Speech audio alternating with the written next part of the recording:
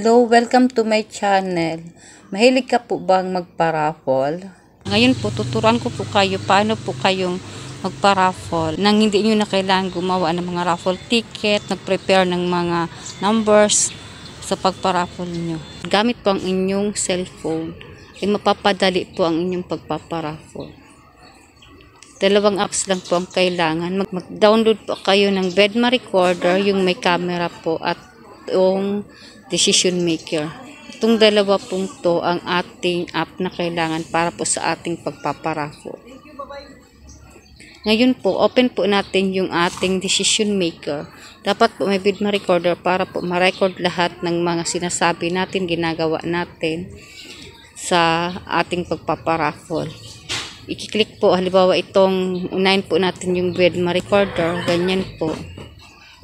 Nare-record po ating lahat ng ating sinasabi. Tapos, may ganito po, ito pong gumagalaw na to. Ito po yung Bedma Recorder. I-click po natin yan, i-start po natin. Lagay po natin sa gilid. Tapos, ito pong Decision Maker. Pag na-open na po natin yung Bedma Recorder, open po natin yung Decision Maker. Para po, from the start po, nagagawin pa lang po natin yung ating pagpaparaffle ay naka-record na po. Tayin lang po natin mag-loading. Inopen na po natin ang ating Bedma Recorder. Tapos ganito po makikita nyo. Since sa person po yung ating paraffle, yung ating ginawang paraffle, laligaw sa mga tao natin, mga dealer natin, mga kaibigan natin, or mga online paraffle po. Ito po, person po. I-click po natin yung persons. Tapos, ito po ang makikita nyo. Makita nyo po, may mga nakalagay na. Pwede nyo po siyang alisin. Gamit lang po itong pencil. Open po natin yung pencil sa taas. Ito po. Tapos, alisin po natin. Pipindutin lang po natin itong parang mga minus na to para po ma-remove ang mga numbers. Para po malagyan natin ng mga bagong pangalan. Halimbawa po, may 10 pong nag-join sa inyong paraffle. Lalagay nyo po ang mga pangalan nila. Halimbawa, person number 1. Ito po sa gilid. Click nyo po yung check. Yan. Tapos, pag magdadagdag pa po kayo, dito po yung kulay green po yung plus. Tapos, write the option. Yung kung sino naman pong nag-join. Person number 2. Yung check naman po. Tapos ito pong green. Lahat pong na nag-join, pwede nyo pong ilagay. Tapos, pag kumpleto na po, nalagay nyo na po lahat. Ayan, halimbawa, naka 5. 10 yung nag-join, lagay natin hanggang sa 10.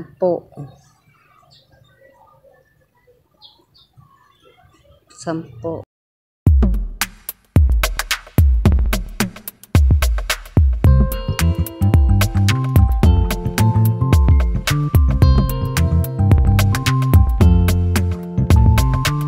Yan. Diba po na kumpleto na po natin. Makikita nyo po dito sa may wheel, yung mga pangalan po nandito na po nakalagay. Tapos yung font size po, depende sa inyo.